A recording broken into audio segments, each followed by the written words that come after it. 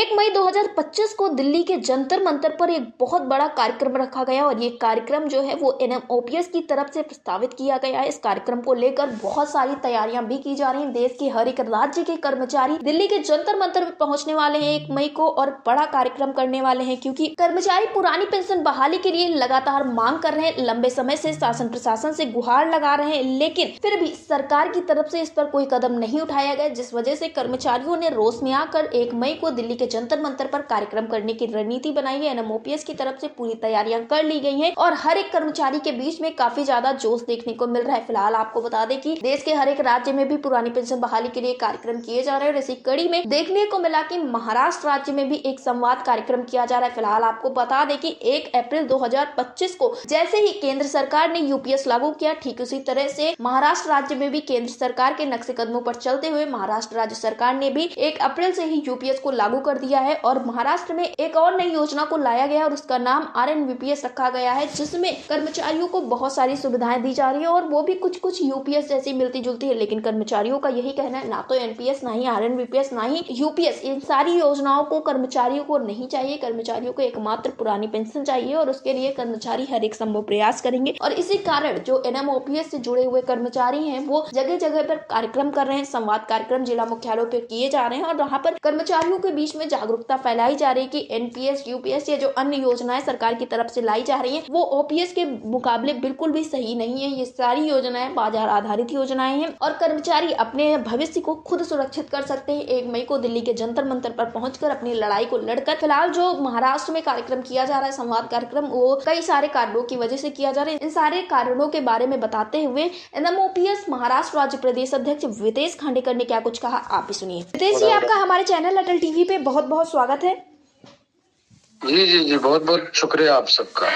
वितेश जी, जैसा कि देखने को मिल रहा है कि लगातार पुरानी पेंशन बहाली के लिए हर एक राज्य में कर्मचारी संघर्ष कर रहे हैं। एनएमओपीएस की तरफ से जो रणनीतियां बनाई गई उसको लेकर कार्यक्रम काफी अच्छे से हुए, जैसा कि 1 अप्रैल को काला दिवस मनाया जाना था और काफी जोरों शोरों से इस दिन को मनाया गया। तो क्या इन सारी चीजों को देखते हुए महाराष्ट्र सरकार के बीच में कोई हलचल होती हुई नजर आई थी? जी, महाराष्ट्र में भी ये दिन काला दिन मनाया गया और इससे सरकार में हलचल हो रही है। आने वाले समय में इसका रिजल्ट भी दिखेगा।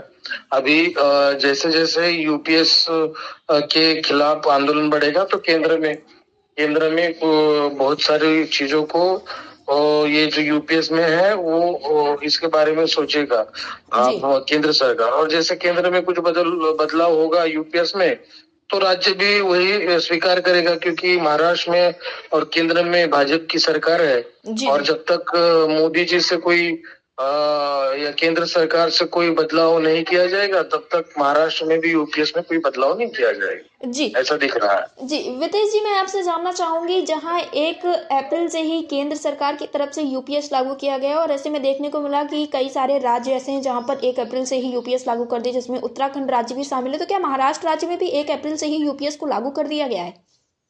जी, महाराष्ट्र में भी 1 अप्रैल से यूपीएस लागू कर दिया गया है और इसमें 30 जून तक का समय दिया गया है, 3 महीने का। पर महाराष्ट्र में एक चीज और भी हुई है, महाराष्ट्र ने अपनी खुद की पेंशन योजना भी लागू करने की घोषणा की है। उसका नाम आरएनपीएस के नाम से ही वो जो योजना है अब कार्यान्वित होने वाली है। और उसमें जैसे यूपीएस में भी 25 साल कटौती का रखा गया है, वैसे जो महाराष्ट्र की जो पेंशन स्कीम है उसमें 20 साल का रखा गया है और काफी कुछ समानताएं यूपीएस और आरएनपीएस में है। पर आरएनपीएस की जो कार्य पद्धति है अभी तक महाराष्ट्र में जारी नहीं हुई है और उसको स्वीकारने के लिए 1 साल का समय महाराष्ट्र सरकार ने अभी दिया है। तो उसके चलते यूपीएस और आरएनपीएस में लोग फर्क कर रहे हैं और आने वाले समय में जो बेहतर साबित होगा उसके साथ जाने का कर्मचारियों का तैयारी है। पर हमारा जो इसके ओपीएस के लिए आंदोलन चल रहा है और हम लोगों को ये जागरूकता ला रहे हैं कि आरएनपीएस हो, यूपीएस हो, ये ओपीएस की यानी पुरानी पेंशन की बराबरी नहीं कर सकती है और हमें पुरानी पेंशन ही चाहिए।